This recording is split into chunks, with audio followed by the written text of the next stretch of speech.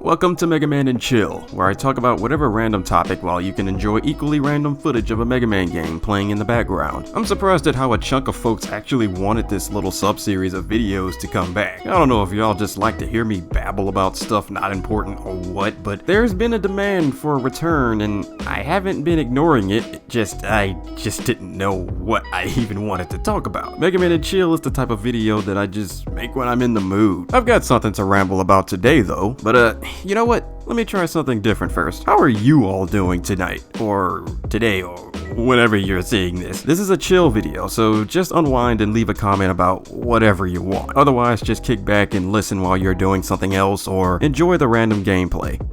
I'm not going to do a story time like the last chill videos because this sort of thing is more grounded and a general topic that doesn't just revolve around me. I don't know what the hell I'm going to title this video, but we'll just wing it with the subject of loyalty and go from there. I'm going to try not to get too personal with this video, despite the fact that it'll seem more personal with some examples that I'll cover later on that'll illustrate my points. Loyalty is a broad term. It applies to damn near anything relating to interpersonal experiences. Recently, it's been the crux of something living rent-free in my head for longer than I like. How loyal one has to be in friendships, relationships, and so on. How far you're willing to extend yourself for people in your life or your inner circle. Everyone has their own concept of friendship and what defines it. There's no right or wrong because interpersonal experiences are nuanced. The whole point of it is to find and connect with people you have chemistry with, and that won't look the same for everyone's relationships. That's kind of why having a general rule of thumb for friendships is pointless outside of like obvious basic shit that I won't waste your time listing. But when you do find people who are compatible with your personality, that's honestly where the hard part begins. Maybe it's because I'm more than likely on a spectrum that it's challenging for me, but based on how I've observed other people's friendships or relationships form and crumble, maintaining it takes a serious commitment in general from both sides, not just one. By the way, from this point forward, I'm just going to broadly refer to everything as a relationship, since it can be inclusive of all types of interpersonal experiences: romantic, platonic, general friendship, whatever. Doing that will just make all this roll off my tongue easier. When you're so loyal to someone, it's an amazing thing, in tandem with a curse. When you lack the balance in exercising that loyalty, you'll sacrifice key components of your own happiness. Maybe you're giving too much of your time and effort to keep the relationship going, while the other person or persons is doing the bare minimum. Perhaps that person is only being in that relationship because they only want something specific out of you. And honestly, I'll go off on a whim and say that with situations like the latter, some people do that unintentionally, which is why you've gotta either call them out on it or just limit how much of yourself you give to them, or just cut it off if it's that bad. Today's society is so cruel and self-centered, and even the best of us are subject to that. So loyalty can bite you in the ass when you overextend it, because it will get taken advantage of by the wrong people. I'm not stating anything I said is fact, by the way. I speak from experience, so take that however you want. I've had experiences, past and present, that helped mold me into who I am right now. I ain't gonna get too deep into this particular example because I don't like talking about her, nor will I ever associate her with an identity in the rare moments where she's relevant. But a past experience with someone exposed parts of myself that I needed to change, as well as discover what I didn't want or need in a relationship, both romantic and platonic. I was a passive person back then. Hell, I'm not even going to mince words. I was a pushover back then. Having that one person abuse your loyalty, spend time with you when it was convenient for her exclusively, gaslight the shit out of you, and succeed.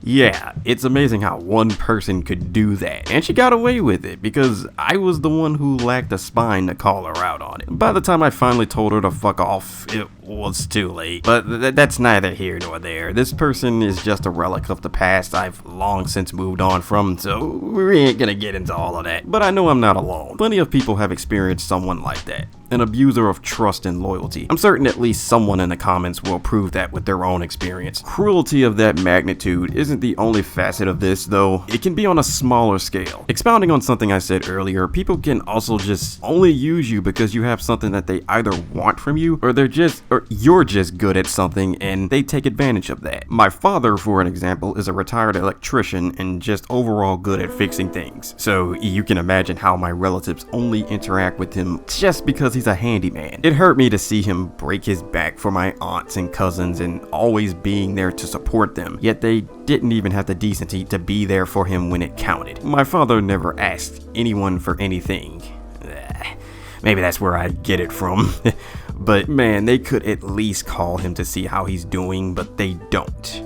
They only call him whenever they want something. And as I've grown older, I've noticed a lot of my own relationships are like that. When it comes to IRL, my work ethic is worn on my sleeve, so that's about the only thing people want to attribute to me or interact with me over. When it comes to personal matters, well, I'm not gonna get too into that. All I'll say is that I'm kinda like my dad. Once people know that I'm good at something, that's all they really want from me. That's why you've gotta live for yourselves, not for anyone else. Be loyal to the people you care for and be there for them, but also be careful with how far you extend that loyalty. When you give too much of yourself to others, you leave little for yourself, especially if that person doesn't appreciate it. It's the equivalent of disrespecting yourself and your own boundaries. It's great to be altruistic, but there's a difference between being a generous friend and a doormat. I wish the me of 2016 and 2017 learned that earlier, but it is what it is. I'm older and wiser than I was before, albeit more jaded now, and nearly everything I've discussed here are things I've already moved on and grown from. I absorbed those lessons and applied them today, and I urge you to do the same. Don't ever let anyone abuse your trust and loyalty, no matter how big or small the issue is. On the off chance you're someone guilty of doing the less severe things mentioned here to someone you care for, don't feel vilified. Chances are you probably weren't even aware that you were doing it if this video made you think about things like that. Just make a conscious effort to reflect and see what you can do to mend and maintain a healthy relationship with your friends, family, and peers. To play devil's advocate, if you're someone suffering from what I talked about today, you've got to open your mouth and speak up about it if you haven't. If this person cares for you like they say they do, then challenge them on that instead of expecting them to read your mind. Their response will tell you everything you need to know about them. Trust me, I say that from experience. And if it's a more complicated matter, distance yourself as best as possible. Give yourself some space to decide if it's worth the time, love, and energy to deal with that person anymore. But yeah, stay chill, y'all.